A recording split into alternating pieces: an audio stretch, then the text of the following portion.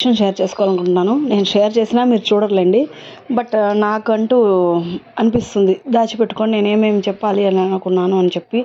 ఇప్పుడు కాకపోయినా రేపు ఎప్పుడైనా ఎవరైనా చూస్తారు కదా, వాళ్ళకి యూజ్ అవుతుందని చెప్పి. కాకపోతే నా మదిలో మెదిలిన డౌట్ ఏంటంటే, చిన్నప్పటి నుంచి నేను సినిమాలు చూస్తూనే ఉంటానండి.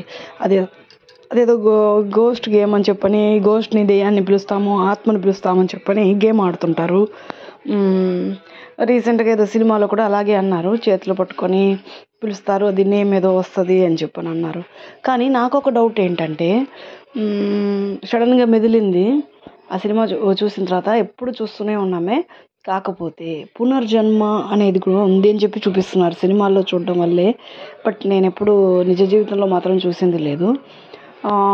మరి వాళ్ళు పునర్జన్మ అంటే చనిపోయిన వాళ్ళు పునర్జన్మ ఎత్తుతారు కదా.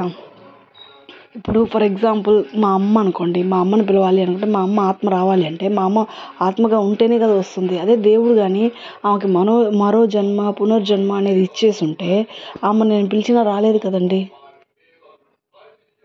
అప్పుడు ఎట్టా అని చెప్పి డౌట్ వచ్చిందండి. Thank you.